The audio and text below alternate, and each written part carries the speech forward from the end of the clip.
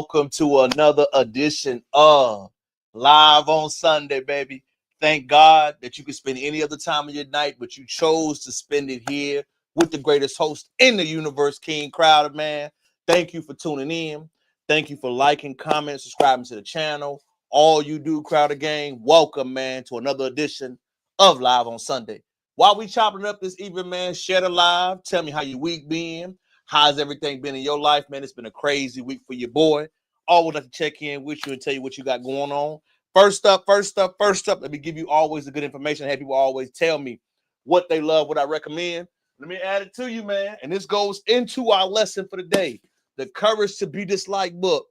What it's about, no one ever tells us how powerful it is to have the energy to not people to not like you. If people like you all the time, you don't have an opinion. If people don't disagree with you, you do not stand for anything. You have to be disliked. You have to have people that have certain type of feelings about you. It is normal. Being liked by everyone is not a formula for respect. Being respected by everyone is a formula to make things happen. In addition to, add to your library things I wish my parents would have taught us by your boy. 2 new books load next year. I'm in the library cooking. I'm in the field working. I promise you, I'm going to have some new material out. Thank you for always showing love, tuning in, tapping in, all that good stuff, man. How was your last week? You know, Crowder Gang, we always try to chop it up about your last week, man, what you had going on. Going on in your lexicon, man. Hopefully you got to enjoy yourself. Chop it in, tell me in the story, drop in the comment, drop in the chat where you're from, how you feel. I'm going to pin the comment. Everything that we can see where we at, man. What's good, Miss Williams? How you doing? Chop it up with a gang, man. But let's go ahead and chop it in, y'all. Let's get it in strong, y'all. Today's lesson is about the power of choices, the power of opportunities, and the power of how everything you do in your life will come back to you, man. Our main analysis is going to be on a Diddy documentary. No, but I do have someone I know a guy that knows a guy that makes beats, Miss Williams. I do. Pay attention. The Diddy documentary is going to be our main analysis, right? But also what I want to chop it up to you right now while we're going into our story is how every decision you make in life will affect you short-term or long-term. I don't care what nobody say. Every choice, every idea, every person you choose to deal with, every situation you choose to entertain, every subject that you have that affects you in your life, man. It's a phenomenal book. I want everybody to read if you do not know. It's called The Body Keeps Score. The reason why I like that book, you can get punched in your face at 12 years old and you don't know how it affects you at 25. You don't understand why you have a reaction to something unless you understand or process why that reaction is that way. As we go into our analysis, our detail, our deep dive into the Diddy documentary, it is the same pattern reoccurring all the time. I'm no therapist. I'm no psychologist. What I am is a man that's been through things. I'm a man that deal with men from all spectrums, ages, ethnicities. But the one thing you see reoccurring in life in general is people that handle stuff that happened to them, people that avoid things that happen to them, and people that don't discuss their problems or their issues. Remember, having a problem that you choose not to discuss, man, is going to come up, bro. If you don't choose to address something that happened to you, good or bad, indifferent in your life, if you don't ever choose to address it, it's going to come up later in life. Whatever issue, whatever problem, whatever situation, I always recommend you deal with it head on. I ain't saying be violent, but I'm saying express how you feel. Now, how I express how I feel, especially early on, and some tactics I use is to journal it. I know it sounds weird why you journaling your thoughts, but it helps you. You know why journaling your thoughts helps me personally? You will never see me go online just venting about something. But if you read my journals, bro, you'll see how I feel. You'll see what I think. You'll see how I express myself. You can see multiple areas in life what I'm dealing with, I'm going with. That's the point of it. Right now, we have replaced journaling, having a voice where you can speak vulnerably about yourself, to doing it online. The reason why I'm bringing that up is that you will see men, fellas, women that never have been taught how to emotionally control their outlet. What do I mean by that is that if something happens to them, they outwardly express it. If something happens to them, no one ever taught them how to process it. No one ever taught them how to deal with it. No one ever taught them that, yo, the reason why you're outbursting right here is because somebody hit you when you were little, but you never addressed why you felt uncomfortable. The reason why rejection is such a hard deal for you, because when you were rejected when you were little, no one ever taught you that it was normal. The reason why you fight and argue with your cousins because y'all don't know how to say that I'm wrong. The reason why you choose to get into it with somebody and fight them back and forth over little things and y'all fall out is because y'all don't have a relationship. If the only relationship you ever have and the only relationship you ever deal with is when you have problems with somebody, instead of talking about it like a normal person, it's going to show up in your life, man. And it may seem small, y'all. You know, it may seem like not a big deal, but I promise you, the people that cannot have successful relationships as an adult have not addressed their problems they got going on. If you have no friends, you are the problem for that. I'm not saying you're the only problem. I'm not saying you're the only reason why, but I'm saying the issues that you see in your life, you must take 100% responsibility for it at one point in time, right? Because the love is out here. The love, the respect, the admiration, the support, the people that you want to do things, you must give it first. Give without asking. Give them without wanting something in return. Give love, receive love. It's kind of crazy. Right now, the spiritual God, you don't have to be, but giving does start the receiving process. Give your vulnerabilities. Give your triumphant stories. Give the things you had to overcome. Give the things you had to solve.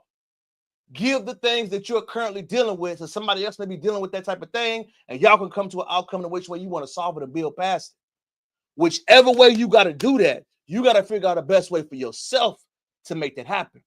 And when you see stories like the Diddy documentary, when you see stories like other men that deal with things, it's because a lot of us were never taught how to handle those things. We weren't. So it may seem like a crazy thing that you see happen. It may seem like an outlandish object, but in actuality, you are trying your best to overcome something that happened to you while you were young and survive it as an adult. That's why I always recommend that book, man. The Body Keeps Score. It's a phenomenal read.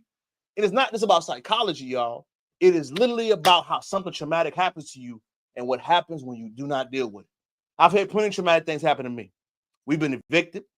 We've had to move multiple times. We never had state transportation.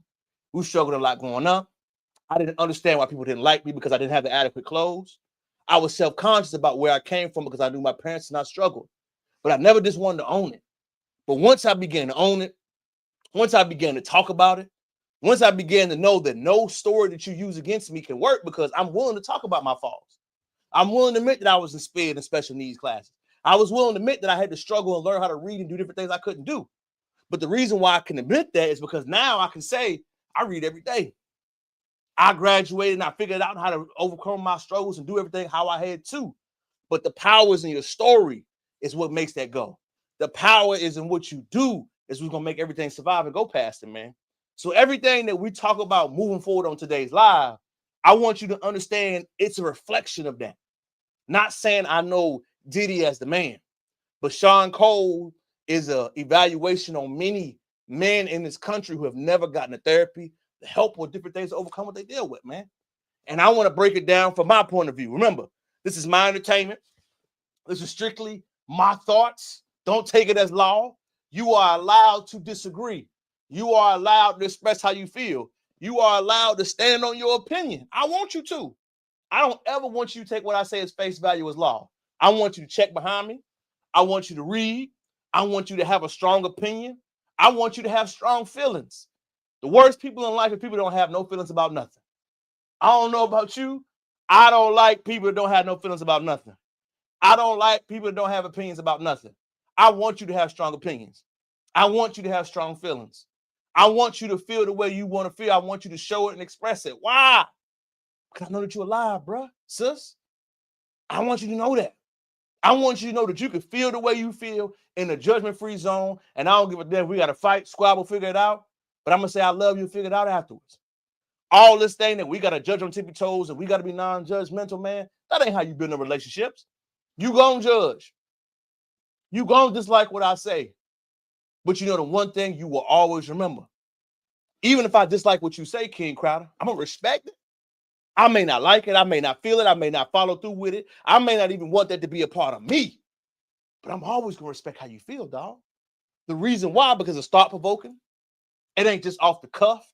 It's real word. It's research. It's first-person analysis. It's giving with a honest perspective, good, bad, or indifferent. You can disagree with me, and I'm cool with it. But that's the whole point of everything we do. That's the whole point of this channel, baby. Express yourself and speak your opinion. And when we give reactions, analysis to politics, current leaving, award shows, who's getting what, I want you to know the why behind it. That's the whole thing, man. That's why I'm here. That's the purpose of this channel. That's the purpose of my feeling.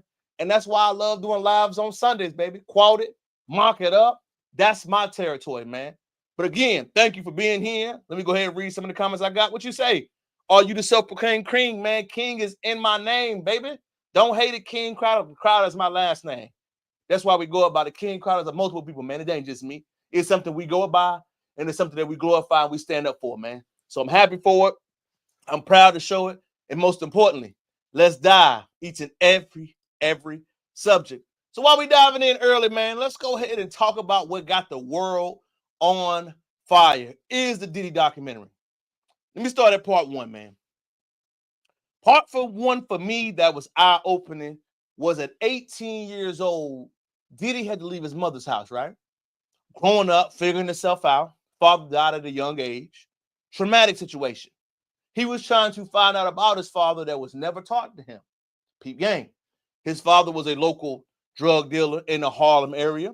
You know, back in those times, that was a big deal. But his father died traumatically. Gunshot wound. He was trying to find identity to who he was as a man. So as a young man is developing, right, we have to know the why. Anybody that has a young boy, children, teenagers, men have to know the why behind things. Men will not listen to you unless we know the why. We have to know why we're doing this. Why do I have to do it this way? Why must I follow the strategy? Young Sean Combs wanted to know the why behind himself.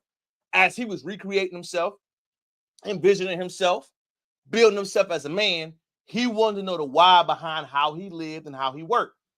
Something strange early on in his why that I believe was very glossed over in the documentary. Number one, at 18 years old, you get into it with your mother, which is normal. 18-year-old young man and woman is going to get into it with their parents. Normal. I did it. He did it. A lot of people going to do it. You did it. That's normal. What was not normal to me that I believe was glossed over a lot, my opinion, 18-year-old kicked out and your friend let you stay with him that was a grown man, Andre Harrell.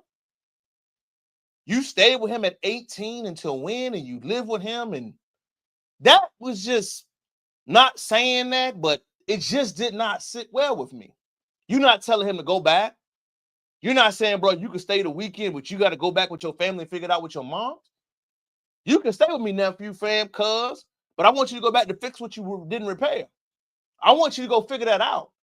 But to stay with me years on end and to be my protege before I knew any of the behavior, before I knew anything that we need to work on and fix, did nobody else find that strange? To me, season one of the episode, that was very strange to me to see it outright. It was strange to me to see that another young guy was living with an adult male who was an executive, who didn't know his thing, and that taught him the ways to be. If you do that, remember, Andre Harrell taught him, make it about me, bro. Every time you do something, everything you do, everything you stand for, always make it you first. That philosophy he followed into his manhood phase was the Andre Harrell fallacy. And nobody ever mentioned how much of an imprint he had on that young man. He was a father figure, which I agree with. I'm just asking, with a lot of them ways and behavior that Diddy learned from, we never asked where it came from. How did it come about? When did he feel like this was comfortable in that line something? You feel what I'm saying, Mr. I'm only telling facts, bro. That whole part of the documentary, I was like, as a young dude, you can stay with me, bro. You can have your problems, but you're going back home. You got to talk to your mom, Dukes.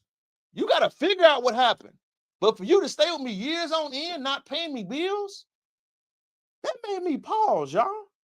Did nobody else pause when they saw that? Did nobody else find that strange? Did nobody else think that, man, you staying with this dude, this grown man, and y'all just living together? Ain't nothing going on? You letting him stay here? Was he not working? How did y'all know each other? How did y'all meet? He wasn't your family. Y'all didn't have a relationship beforehand. It was nothing that brought you together except for his desire that he wanted to be an intern. Let's keep it funky. You letting interns live with you? That whole part of part one to me, along with everything else that was going on, that was the most part that people glossed over the most. That dynamic, that relationship, how long you stayed with him was weird. It was. And I do not believe some of the behavior, some of the things he saw, some of his actions and initiatives weren't questioned. Not saying the man has passed away. We cannot ask him questions. I'm just saying, man to man, that was weird to me. Episode 2, you found yourself. You were well-researched. You're well-prologizing. You're getting your audience, man. You're in the 90s. You're getting this groove going. You have Diddy. You have Big. You have multiple motion. You have a lot of things going on, right? You begin to get yourself in a documentary. You can see you found a supreme talent like Big. Y'all doing shows. You helping build your audience.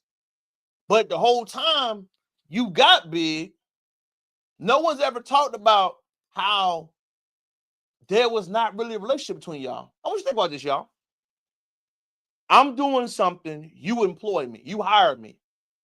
Yes, I know that we cool, right? There's always a bro relationship. But Biggie from Brooklyn. You from Harlem.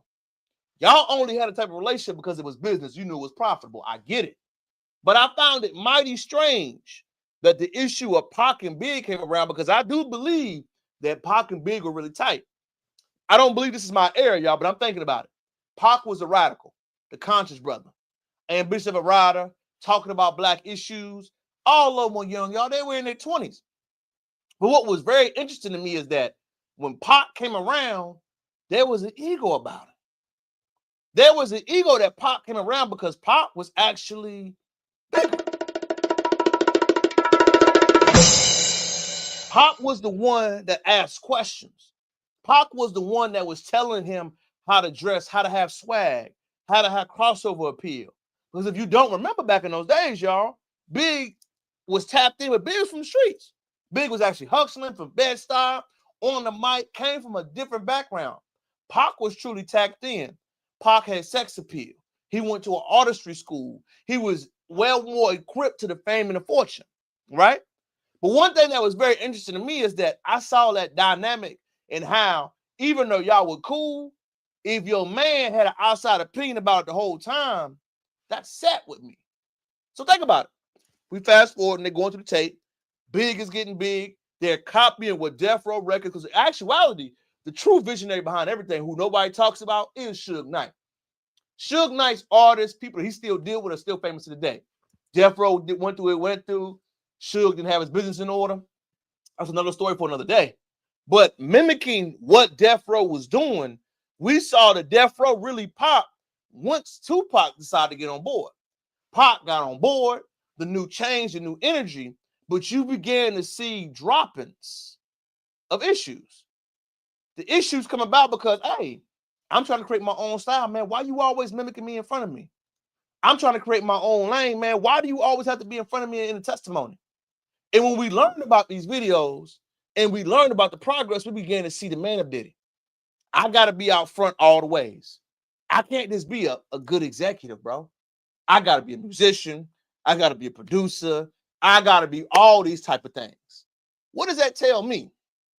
That tells me, like the philosophy that Andre Harrell taught him from season 1, I got to be the story. But, excuse me, I can't let my people get the bag and bring it to me and I'll be satisfied. I don't want to be a Birdman. I don't want to be a Suge. I want to be different. Different how? I want the people to be about me. I want the label to be about me. I want the shows to be about me. I want everything to be focused on me. I want everybody to notice me all the time, all the brands, anything. It always has to be what I did to create it. Not let the people that's talented get what they own. Not let the talented people produce, bring it back to me. Not let the talented people show what the direction, what they have about me. No matter what issue, what part of the day, what was being discussed, the constant narrative to me that was shown the most is that Diddy had to be out front. Why do you have to be out front? I have to be out front because I have to prove and reaffirm myself that I'm an important man.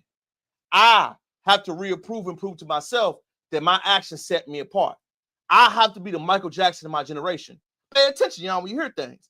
I have to be the person that sets apart. I have to be the one that makes money. I have to be the one that has the most tight business deal, the most tight business contract. I can't be the rich guy. I got to be better than that. Part 3, the business dealings get underway.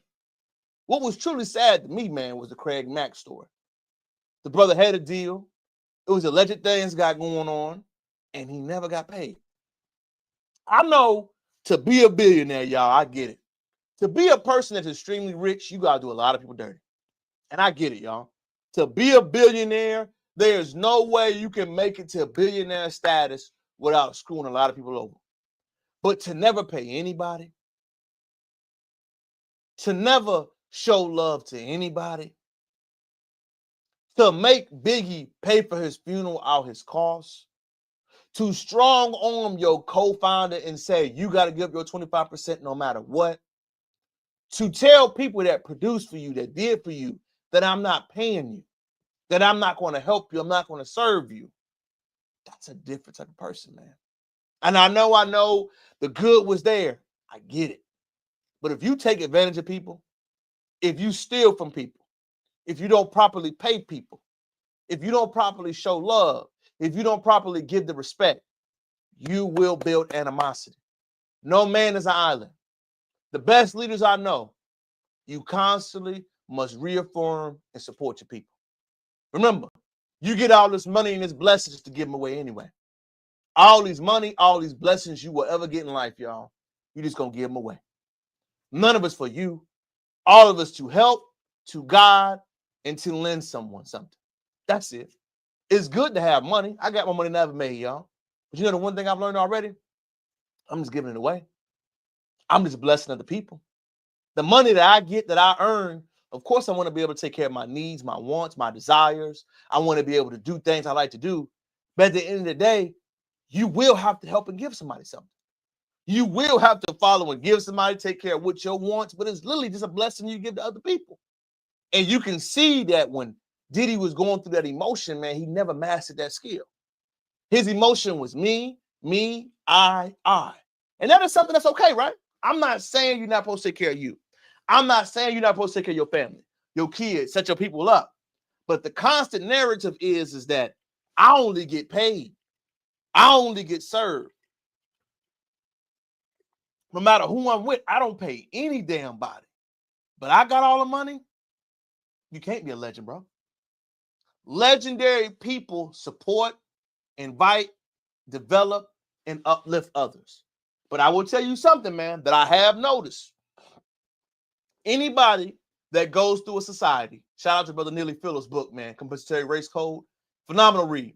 He has a part in the book about economic issues. The only black people that truly get uplifted never get targeted economically without getting criticism, because Diddy went a long time without getting it, remember? Is you cannot be a threat. You cannot speak out about issues. You cannot target other businesses. You cannot have a desire to do or change the status quo. You have to be, as Malcolm X said, the non-troublemaking Negro. You have to be. If you cause trouble, Ice Cube. If you ask questions, Tupac, you will be challenged and you will be demonized. If you don't, Tyler Perry and those of the ilk, you will get supported. You will be allowed to make as much money as you want. You will allow to be make as much support as you want. But you can never, ever speak about an injustice. You can never, ever speak about things not being right. You can never, ever speak on other issues. And as much as you see it in history, man, you look about it. Since I read that book by Brother Neely Fuller, it's true, man. If you speak on an injustice, you will be getting in trouble for it. Money, support of that status that Diddy had, he got it because he did not want to get in trouble causing justice issues. You have to be doing injustices to get a pass that long. But as we continue going through documentary, we go into the Cassie portion. Controversial. Let me go ahead and say it now. Let me say it now. I understand what happened to her.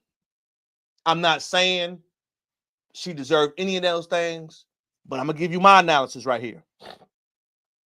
I noticed that when Cassie was the one that was getting the benefits at one point in time, while Kim and Diddy were together with 4 or 5 children, right?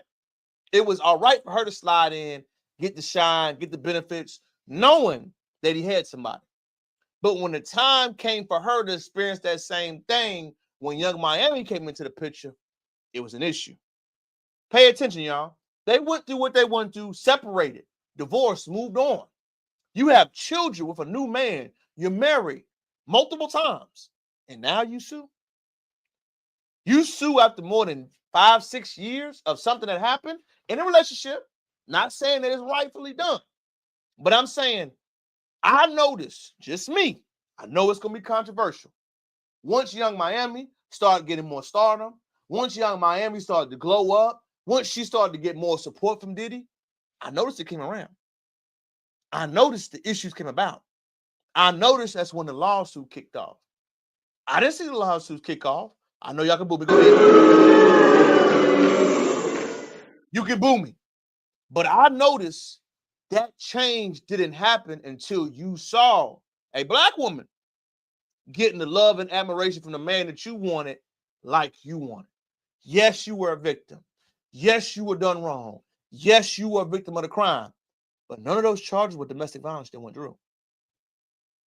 None of those charges was that when Diddy went through his RICO charges. None of that. The charges were what he went through, y'all. If you want to see it, I invite you to watch the documentary. The assault, the Mann Act, which is a racist act. I don't even know how. That's a whole other story, right? But all those things that he went through and that he experimented with, I really noticed, like, man, why was there such a gap in time? Why wasn't Young Miami in the documentary? Why didn't she get to speak on it? Why was 50 Cent allowed to narrate it when you know their prior issues? I get it. The art of war, don't just destroy your enemies, blow it up, compound them. I get it. But I do find it funny that all these things began to happen, and it was an accurate story on the man. He deserves all the contact, all the issues, all the problems he gets, man. I'm not going to be right here and defend that, brother. It's indefensible to make your artist, your friend who passed away, who was murdered, pay for his own funeral. It's indefensible to change the contract post someone's death. It is indefensible to say you had a record knowing you might have been involved with it and you were dancing in all white on that song. It is indefensible for you allegedly put a hit on someone's head and you gave Avon Zip the money and something like that with the Southwest. It's a whole lot of stuff like that, man. Not defending that. But the other parts of that issue that I saw with the Cassie thing, I'm going to just say, man, it just, as an expressively thinking individual, it was a lot of questions in that. Not saying she wasn't a victim, right? I'm not saying that. I'm saying I had a lot of questions about it. I did. You can't be with someone that long, man. It's just, I don't know. And the other people that were speaking against him, man, it just, I don't know, man. I feel like monster he is, right? No denying that. But that documentary definitely had my head scratching some. It was definitely a lot of questions in it. It was definitely showed Diddy for the man he is, right? And it's definitely showed why he deserved that time. I ain't going against why Diddy deserved that time. He deserved that time. But I will say, out of all those crimes that he did, what is the exit strategy going to be like? He's going to be out in less than 2 years. 50 months with time served, y'all. No record. He's going to be out less than 2 years. He will. And when he gets out, do we have a Surviving 50 movie? Do we have a Surviving Cassie documentary? One thing you got to know, y'all, propaganda now is beginning to sell. People can make hit pieces about you, describing how they felt about you. So I wonder now, do we have the same thing going to a 50 seconds? 50 has a lot of eyes open right now. And remember, how you will judge, you will be judged the same. How you will determine, you will be determined the same. 50 Cent has had a clean resume so far that we know. Will we have the same thing and resources spent towards him like towards Diddy? I don't know. I'm giving you completely 100% my opinion. I think it's worth a watch. I think the documentary was very well done. I also see he was innovative at the time, streaming before streaming became a thing. I also know he wished he would have paid those people because all that film footage that was released was from people you weren't paying. And it also shown the thing that you get over people about will hurt you in the end. Not paying people, not showing the love, not providing for your friends when they call and need your help, but you wanting to help in the end. Everything that Diddy denied people hurt him. You not wanting to pay people to film camera footage people. 50 paid them. You not wanting to pay your friend that was going through a divorce battle who needed $5,000. He paid him. You not wanting to pay and make it right with your artists. They paid him. You not wanting to have a conversation and apologize to people. They come back to haunt you. Every person you do, y'all, has to come around story. Every person you meant. It's my opinion. It's just my way of thinking. It's just how I feel. I'm not telling you how you need to feel. I'm not telling you how you need to think. I'm not telling you why you need to feel that way. What I am telling you is that you can't avoid it. You can't go away from it. You can't hide it. You can't not talk about it. You can't. The things you do to people, ladies and gentlemen, if you like them or not, it's going to circle back to you. And that's my thought on the Diddy conversation, y'all. Great documentary. Watch it. Tell me your thoughts. Give me your opinions. If you hate what I said, if you love what I said, if you agree or disagree, I don't mind it, baby. Give it to me. Moving on to our next subject of the evening, man. I don't know if you know, man, if you keep in touch with the news of politics. Remember, y'all, I'm always going to give it to you. Politics is the subject on who gets what, what's going on. And right now, as a fellow Black American man, we told you. If you don't know what's going on this year, let me give you the game. Immigration has been a hot button issue in America. Why? Why, KingCrowder? Why does everybody keep talking about immigration? Everybody keeps talking about immigration because wages are stagnant, jobs are low, and the amount of people who have been disrespectful towards certain ethnic groups in this country has been overwhelming. If you do not know about the immigrant battle, about a lot of people in this country, y'all, there has been a lot of slurs, racial conversations, disrespect, unharmony ways, and people who think you are above reproach. The one thing that Trump is doing that former President Obama didn't do is he is standing on business. Love, hate, dislike, can't stand, don't respect. One thing you got to acknowledge is Donald Trump stands and rides for his people. He tells you how he feels. He rides on principles. He tells you if he agrees, he doesn't agree with you. He tells you where you stand. And as much as people don't like it, people like this type of politics. Nobody likes the politics of the Obama era. That is a former generation. As a millennial, Gen Z, Gen Alpha, people like straight talk. Nobody wants to hear the political mumbo jumbo. People want to hear the truth. People want to know how you feel. People want to know where you stand. People want to know what they fit into. And that's why Donald Trump is so popular. Love it, hate it, dislike it, can't stand it. He is an unstoppable train because he rides or dies with his base. And in my opinion, like I always tell y'all, I think President Barack Obama's legacy will forever be hurt by Donald Trump. Because Donald Trump told you in real time, I'm the president. I don't need no one's approval. I'll make it happen. I don't need to play politics. I'm going to make it happen. And if you want to make it happen, if you want to ride with your audience, if you want to stand on your opinion, if you choose to do so, you can. And let's play a clip on why Trump said it's so powerful. Fair use. Ripped off that state for billions of dollars, billions, every year, billions of dollars, and they contribute nothing. He's wrong, and we want them here. Somali people have been an extraordinary benefit. I'll say it again. Somali people have been a benefit to our city for longer than I have been in our city. I don't want them in our country, I'll be honest. It's official. While they're going, I want y'all to see their opinion on that. My bad. I am a Nigerian man. I want to show you my opinion on that, y'all. Excuse me. What Trump said, I'm going to give you the full context video, is he is saying what he felt was true.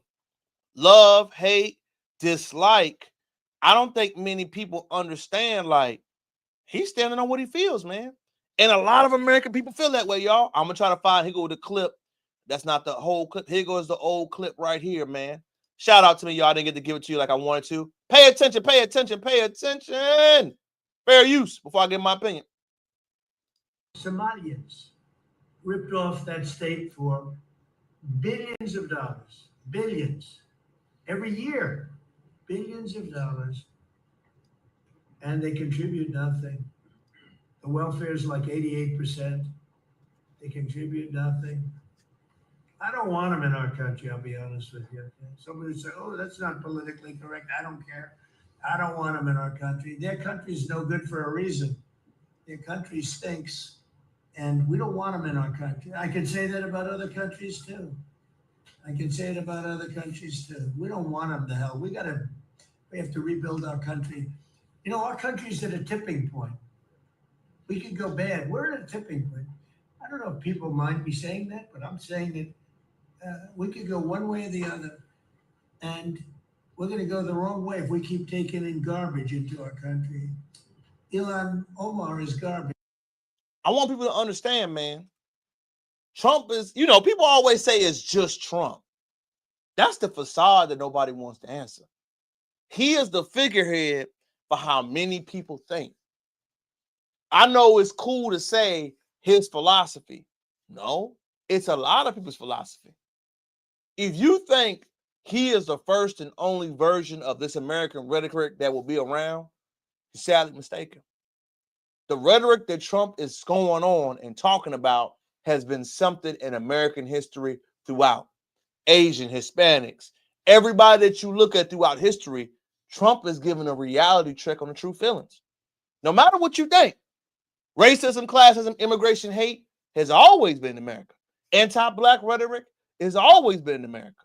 Right now, it's like the younger generation, right, have people or the newer immigrants have forgotten about it. They have truly forgotten, since there has been a switch and a shift in Black American philosophy. And nobody wants to acknowledge that, right? But the philosophy, of focusing on internal issues, delineating, separating, mentality of watching yourself is having for real effects. If you already do not have a political class, if you already have a philosophy that I don't have to change, what they're speaking on, Trump and them are doing, is about the mentality of I don't have to assimilate. If you meet many first-generation immigrants that come here, right, the one thing you're always going to know is that a lack of assimilation is not happening. When he says they feel disrespectful and they complain, he's saying that because people have gotten so comfortable talking in front of a camera, not being grateful. Many elderly people, many people of the Trump ilk, his generation, feel that way. They feel that if you are constantly disrespectful, if you are constantly here, why don't you go where you need to be? It's not people's responsibility to take you in, no matter how you feel. But you have to understand, people have gotten so comfortable being disrespectful on social media that they do not understand that it comes with real life consequences. I don't think most people get that in their mind, man. How you talk, how you feel, how you show up, how you represent, people internalize it. People do. I never understood why people don't understand that. And I believe that a lot of people have gotten comfortable, man. They have gotten comfortable being disrespectful. They have gotten comfortable thinking I am different. They have been ignorant of American history. And what Trump, the generation, is given is a reminder. This is American history. This is how America's always been. This is the great thing that they've already set on.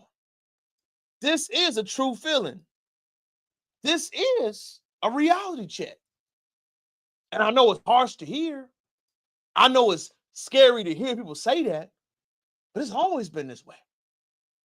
You not studying, you not being aware, you not being hip. Ignorance of the law is not an excuse.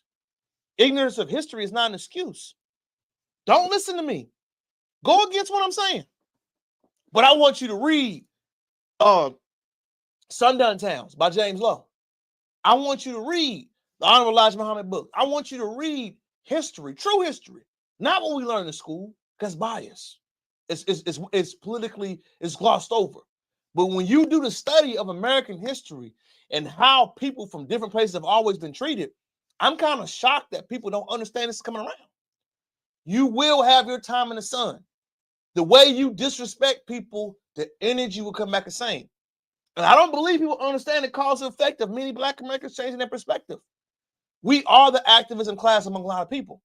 And once the activism class is gone, and they're telling you what they're going to do, what are you going to be able to say? And the scary part is, President Trump has gotten so bold to even call out some of their political leaders, man. And if I was in Minnesota, I would be nervous. Take a listen. The mayor of Minneapolis, Jacob Frey, is saying that he's actually proud to have the largest Somali community in the country, and his police chief. Well, then he's a fool.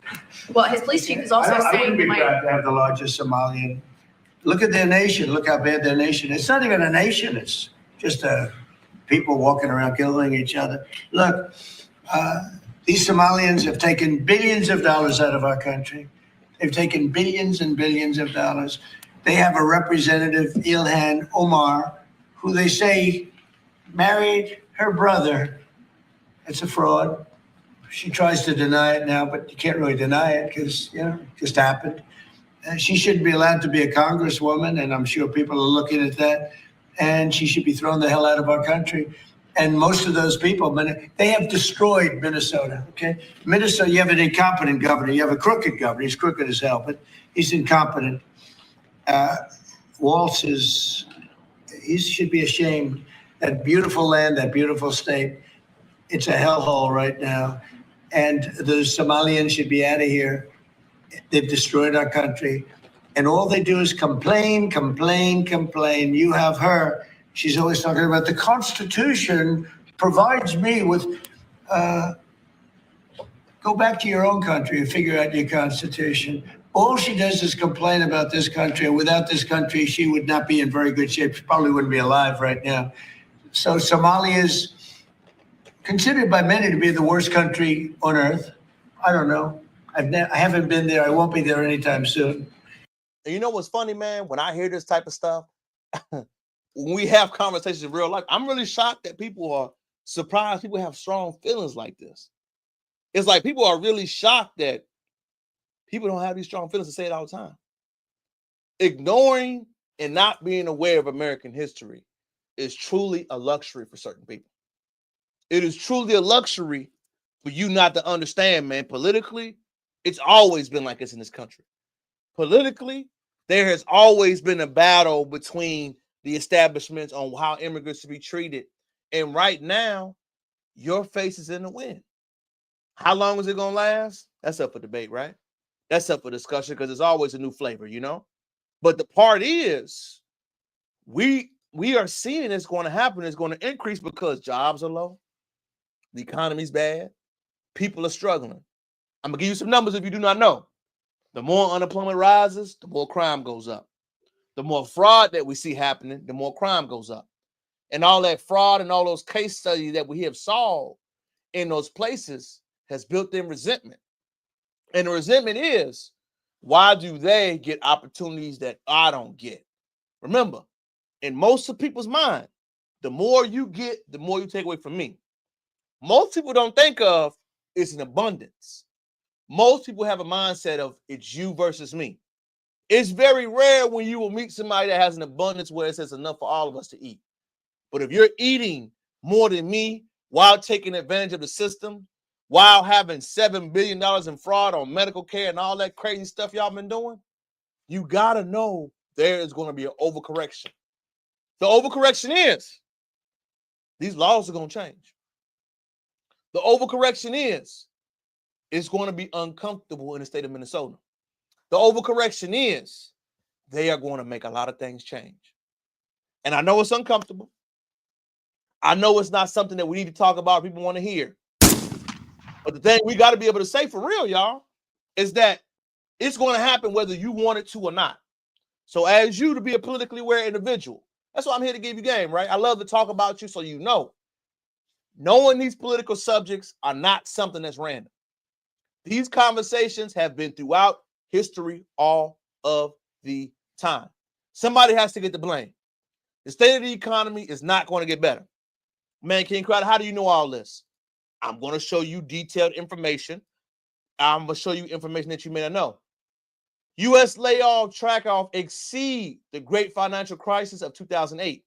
The great financial crisis of 2008 is when we had mass layoffs. Industries, money, expectations are set. That is why we see a lot more entertainment and different things have been going. If you have not noticed, the job report has not been posted. If you have not noticed, many Americans have bought into the ICE mindset. Remember, ICE is not something that we're just going to see that's going to happen to certain ethnic groups. ICE is something that's going to be called and used as a tool. Pay attention. Pay attention. Have ACE to remove them. You may need to have ACE to remove them. And let's see, hold on, is Mitch tell him? Please make a payment. Why you are not paid for the job? Yeah, take a picture.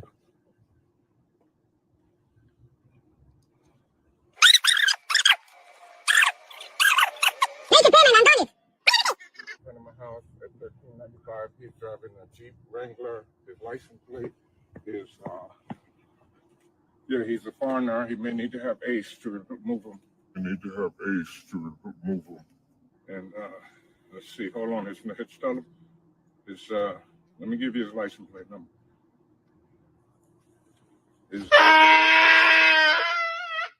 And he is harassing me, man. I'm not arrest you. I'm coming for the payment. Can you hear me, man? Sir, what is the address? Oh, my address is 1395, but he may not be here. I don't know, but I have his license plate number. He's a foreigner, and we may have to deport him.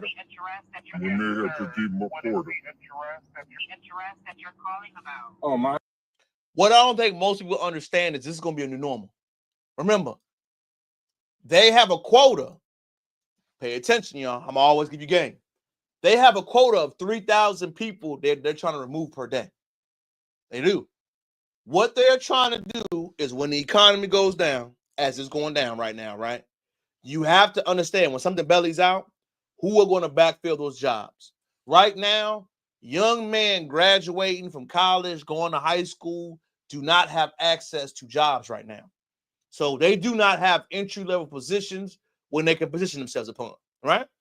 Entry-level positions are being filled by people that are coming to this life to seek a better way of living. I understand that. But the problem is, it is to a rate that is so high that many young people, young men in this country, don't have any options. Young men don't have any options. They're not motivated. They go out. They're not working. It messes with the economy. That is the actual problem we have right now. Many of our business owners, many of our individuals that have these jobs where you can get entry-level positions, where you can find stable income for you, have chosen to hire adults, which I get it, right? Cheaper, easier to get, more likely have more responsibilities. They're going to come to work. However, the American workers that are here do not have those opportunities. Opportunities are gone. Who do they blame? You for not getting it. Not the business owner, not the people that are choosing to hire them, not the people that choose to go that route.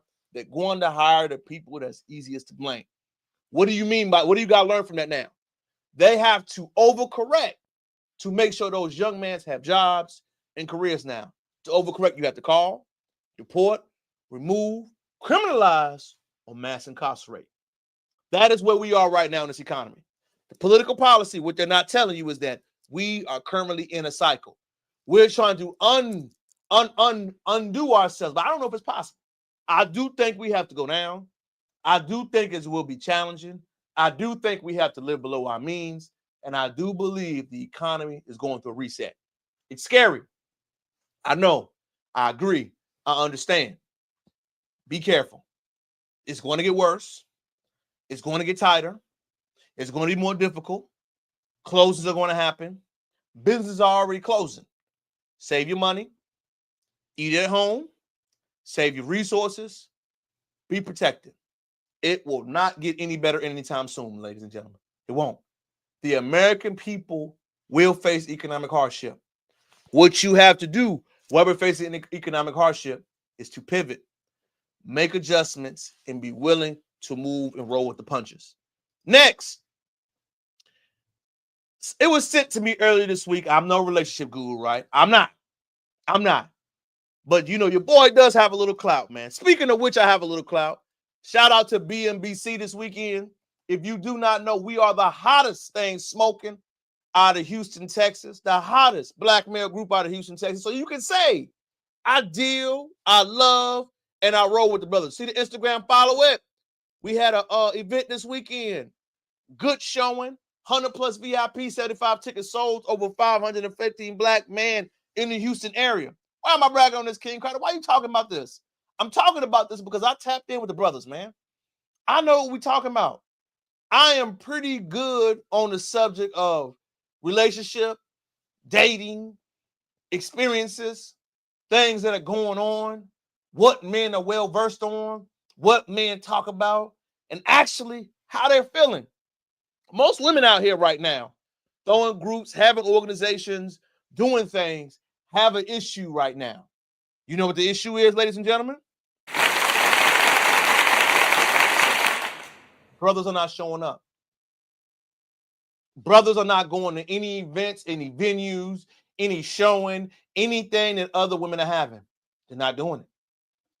How people complain online, say we want the bear, say we don't want this, say we don't want to be approached. Brothers have internalized that, ladies and gentlemen. They have. Men, all names, ages, and ethnicities have said, yo, we ain't going to stuff the women lead. Any women-led event where men try to go to, they're not going. They don't. Don't argue with me. Look at the numbers. As somebody that has a black men group on the other hand, we have, right? I get brothers to show up. I get 20, 30 to come every time. No problem. I get brothers to come, talk to, communicate. No problem. I am shocked on the other end how it doesn't go the other way. So the reason why I'm pointing that out is that when you have self-proclaimed relationship gurus, not doubting, right? I believe that sometimes she said it makes sense. But when you have conversations about relationships, what men are talking about, what men see, how they feel, who has a better pulse on the culture, who are they more tapped into, and you make blanket statements like you know what you're going on without A, talking to the guys, B, verifying the sources, and C, showing your credibility. So I'm going to tap in, not show it all, y'all. I'm going to show y'all a brief video by Dr. Cheyenne Bryant as she's on Shannon Sharp's podcast, Club Shay Say. And it's crazy, man. I'm going to say this before I keep going. I love Shannon Sharp, man, but I could definitely see the brother's energy is a little different. If you don't know what he went through this year, we ain't got to relive it. But I can see it, man. And even his energy, his talking points, his discussion points, I can feel the difference in the brother. The hunger feels different. The questions feel different. The responses feel different. You can tell he feels like a different man, which he went through something very traumatic, and I understand. But this interview, I'm gonna play a little bit, y'all, and I'm gonna respond to it, and then let you hear it back. Let me get into it. A lot of these younger men in that 35-ish range, even a little younger than 30, they are a lot more mature than a lot of these men who are 45 and up. Yeah. They're not stuck in their ways. Yeah, they are very flexible. Mhm. They open doors. They know how to date. They are actually hunters like men used to be. Yeah. They're calling, they're texting, they're love bugs. They want to get married. They're all They ain't like the old school. That we the old guard. We the hunters. Yeah. And let me say this, not only women, but you notice she completely ignored what Shannon just said about we're the old guard, we're the hunters. She completely ignored that. Men in their 30s are the new generation that don't have baby mamas. You'll be surprised at how not thirsty for sex and women these younger men are. Meaning like they are literally saying, if we can't date or if we can't have some type of out of the bed romance, I'm turned off. Right. If a young guy tells you that, ladies, he's not that much into you. I'm gonna let you know that right now. She's lying. If a young guy is not that infatuated with you and mentioning that, he's not that into you. So many young men here are like, women are just throwing the pussy at me. Versus back in the day, it was men were the chasing the cat. Yes. And that's a turn on for me. And you have the older men who are just kind of like, look, it's kind of like you're saying, I'm working, I'm doing me, what you see is what you get. Yeah. And I definitely want the intimacy as far as sex with you, but I'm not sure if I can commit. I'm not sure if my old ways will allow me to maneuver or to transform into what's needed for a relationship. And you're finding, studies have shown, the older woman and younger guy is having the higher success rate when it comes to a healthy marriage and happiness. I beg your pardon? The older woman and younger man, they're finding that success rate has actually outdid the older man and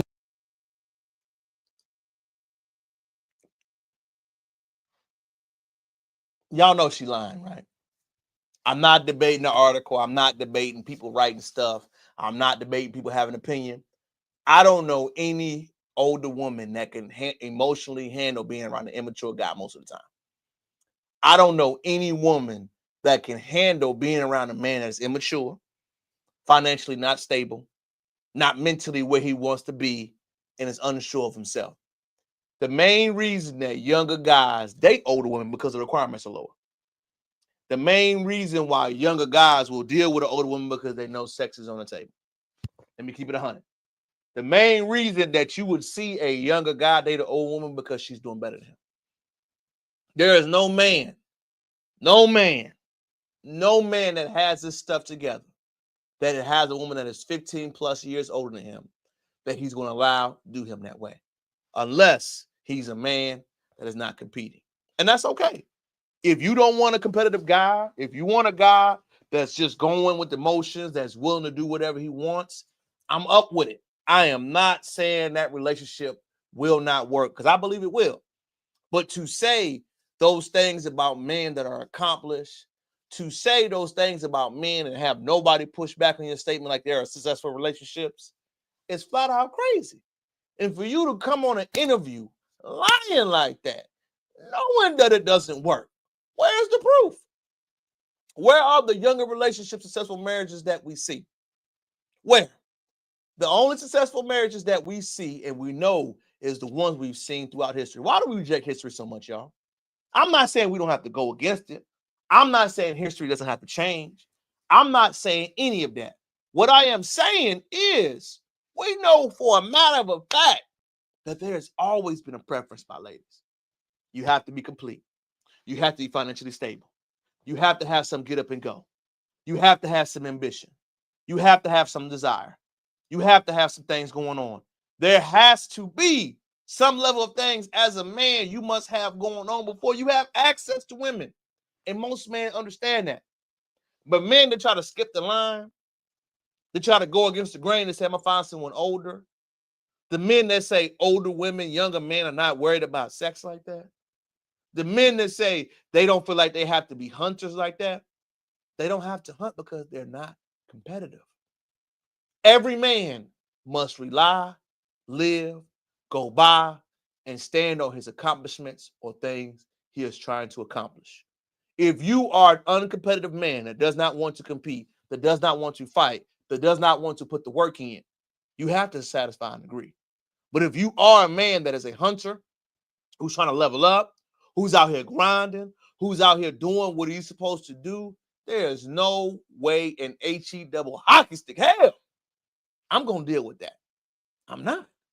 Most men won't tell you, ladies, they don't like to compromise or deal with stuff. In the dating market, most men that are single, trying to figure it out, this ain't no democracy. It's a dictatorship. Every man that is up, stacked up, business going, accomplished, well thought out, he ain't doing no damn negotiations. The reason why they prefer most older guys, like they say, to go for younger women, because there is no negotiation. Remember, this is their program. This is what they think. This is what they saying is going to happen. It ain't no we going to compromise and I'm going to talk to you and I'm already established that we going to figure it out. That's not reality. Reality is they feel, they think, they believe I provide you with A, you provide me with B. If you can't go with A and B, what I'm saying, I'm going to find someone else to do it. And as much as we try to act like we're reinviting the wheels or we changing the rules, this is not me talking. Ladies tell us all the time they want what they want. Money, money, money. It matters. I accept it. With money comes responsibility, confidence, and expectations. Expectations from the man and the woman. Now, saying openly and ain't saying nothing back. Really, dog? You gonna let her get in your face, say those comments like that, and not say anything? I know I'm trying to keep my guests happy. I know I'm not trying to cause an issue. But we and you both know she lying, bro. Shout out to Dr. Bryant for being an accomplished woman. She's an attractive woman.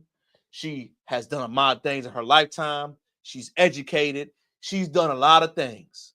But let's not act like it hasn't been some controversy. Let's not act like Corey Holcomb is not pointing out some inconsistencies. Let's not act like the name, the legacy, and what she stand on has not been questioned. But to give and openly say advice like that, man, and to give examples about people that are getting help and saying what they believe is happening, what they think, is disingenuous at best. I always tell people this: who loves you more? The man that lies to you or the man that tells you the truth? Who cares about you more? The people that lie to you and try to protect your feelings, or the people that gonna love you and do what they gotta do for you? Remember, friendships are different than relationships. People act different than how they feel. If I am telling you something that I know is disingenuous, why would you listen? Not words, but actions. Just look at your surroundings, man. And like I said, as somebody that has a lot of brothers I talk to, and it's kind of funny, I had this conversation the same night with the group. And you will actually have ladies in your face telling you don't know what you're talking about. And I asked the same question: how many men do you talk to? How many different opinions, perspectives do you talk to? Don't go by the small minute. On average, what do you think this, and this means? And they'll tell you how they feel, right? They'll explain to you that it's not all men. True. Never push back on that, fellas. Don't fall for the banana tailpipe. But what I always say is, what do the majority think? What do you think on average think? If I'm getting these results from guys and they're listening to me, and you're getting your results and you're getting this, who would you listen to? Follow the resume, follow what they say, follow the track record. Because a lot of people just be yapping, y'all. Remember, men, accomplishments, expectations, and what you do. Don't follow people that just say anything crazy to you. Make sure you watch, make sure you see, and make sure you know why things are happening. It's something else interesting that happened this week, man, that I know it's a lot of people just talking about. Remember, political leaders, who and what is your base? Who and what do you stand up for? You can no longer be black politician standing on certain issues, flippy-flop, flimmy-flam. I'm in the great state of Texas. The great state of Texas right now, there's a story that has been broken about the great Jasmine Crockett. If you do not know, she has made hand waves right now because she made a comment about President Trump. And right now, allegedly, there has been a talk about gerrymandering. Gerrymandering is rejoining districts in a way to influence political votes. Remember, politics is the subject of who gets what. When you see things like this happening, and you see political leaders of certain areas getting the cause and effect of this, I want you to think about this. Where is the base on this? Where is the public support speaking about this happening? She's an intelligent young lady, an attorney, all of the above. We know that right now, actively, she's being gerrymandered against. I didn't know talking about it. I heard no sway. I didn't hear anything she championed for, anything that she spoke about, speak out on this issue. I saw one tweet and nothing. Remember, she was up there to be a presidential, going against the comments, making those conversations. But I'm not going to quote Stephen A. Smith, y'all, if you didn't know. He made a comment this week. When you swing at Trump and you make an accusation, all my black political leaders, he's spinning back around to you. Shout out to President Trump for standing on business. If you swing at the king, you bet not miss. And they've made accusations. They've made statements. They said this, they made fraud, they made theft, Letitia James, multiple people. If you swing at the king, you cannot miss. So what I want you to learn from this story is this. Every action you put out in this world has an effect. Everything that you do will affect you. People are tuning in with a fine-tooth comb. People are more tuned on what you're doing, what you're going about, how you feel, how everything is going about in our lifetime that we've ever felt. And remember, you do not have the support you think you have. Anybody that's ambitious, that wants to chase things, that wants to try things, who feels certain type of way, I know it's controversial, right? But I want you to listen to the words of Charleston White. And he made a video that was real, and it spoke to me. I already knew it, but I like to give helpful context and tools to people who don't understand how real this life could be. Fair use. Fair use. Friends. My longest friends, my families, those who say they love me, and those who will cry for me at the funeral when I die. When I wake up, I don't see one like, one share, one post of them supporting me. Sit back and I watch them and see do they help the business with a like, a share, or nothing. Yeah, they love me, but they secretly jealous or resent me because they see me throwing money away and they think I'm supposed to give it to them. But whatever you see me do with my money, I made it. I made it. And when it get low, ain't nobody trying to add to the fun. I got to go re-up again. And I do it easy. I want you to remember something, y'all. I had to learn this early on. Moving away, people will always love you. Your family, your friends, that don't mean they got to like you. The people that respect you don't have to invest in your dreams and your desires. It is your job as the person that is individual or ambitious to invest in your own. The family will always love you and respect you, man. Do not expect them to do for you like you will do for other people. Whatever you do for other people, you got to do based off the love and desire of your own. You cannot get mad if somebody doesn't support you the way you feel it. You cannot go on a rant asking for it. Never ask, never beg. Self-improve. Never plead, never cry. Self-improve. People will support you when you are expert at your craft. I've had more support from strangers outside than ever from my family. And I'm not mad at that. I accept it. It's the way that life goes. Show your love, show your support, show your impact. But remember, you are responsible for your own happiness. You are responsible for your own success. You are responsible for your own joy. You are responsible for any and everything that you want to happen in your life. I get tired of it a little bit, y'all, that we get people that complain about it. We just got to accept it. It's not easy to accept. It's not fun to accept. But the sooner you accept how people treat you, it's okay. I never said it was all right, right? I'm saying it is okay to acknowledge it, move on from it. The people that support you, you will see. Give love without expectation, you will get it back. Give trust without expectation, you'll give it back. Everything that you do in life, the people that support you are going to do it, man. Fans will support you more than your family. And that is all right. Don't get mad. Don't get on platforms. Don't complain.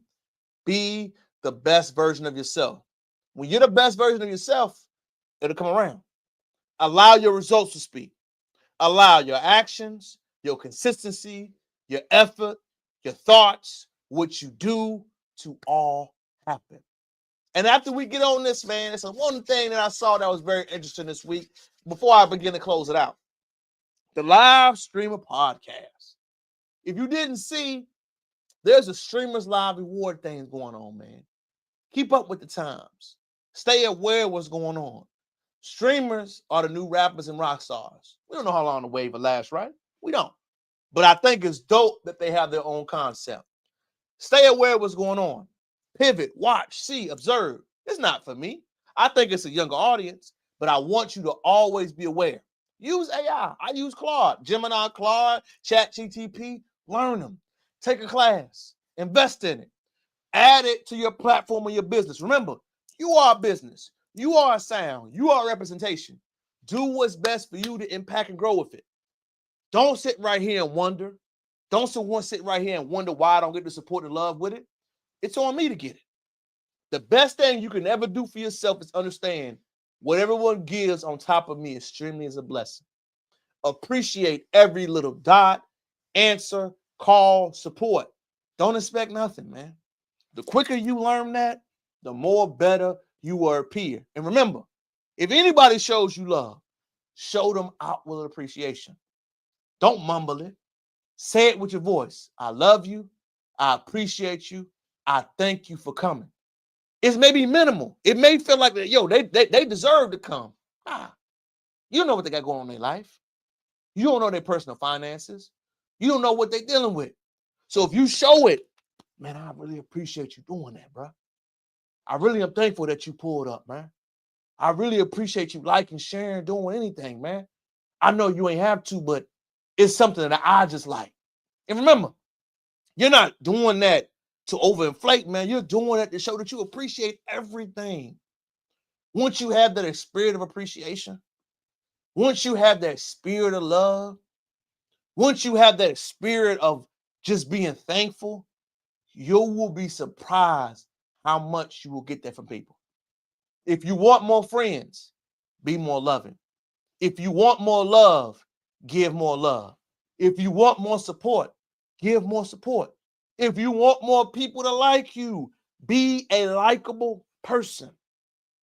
And on my final takes for tonight, man, I'm going to get personal. I had to deal with the brother situation. If you did not know, maybe bro passed, man. If you need grief counseling, if you need therapy, if you need to talk with someone, do not be ashamed to do it. KingCrowder, your boy, has to do it. Currently is doing it. And what did I learn from it? One of the first things I've learned from it already is this. If you've done, supported, loved, championed, been around, and invested in someone when it mattered, if I can leave, knowing that I've done what I've put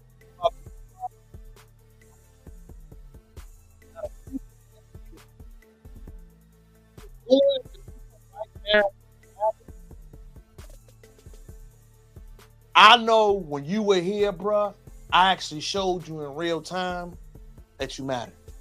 I know when you were here, I showed love, I checked on you, I gave without being prompt. I did that. Not as I did it as an expecting something in return. I did it strictly from love. I didn't tell anybody. I didn't have to. But what I did was that I showed my love when you were alive. Show love to your people right now. Text them, call them, check on them, ask how they doing, ask them what they got going on, like their video, share it. Do it for nothing. You will never know when the last time you'll see that person. When I was up for bro, when I was going to homecoming, my 10-year graduation, bro and I had a conversation about that, and I had to process it the most. In the trade day, what he wanted, what he didn't say necessarily he wanted, but he liked it, we did. I'm going to make it happen in his name. But the most important thing I learned from that is what? When I was there, we got to celebrate, laugh, and have fun. But I didn't know it was going to be the last time. I didn't know it was going to be the last time we ever got to chop it up and just spend time and talk about things. You don't know.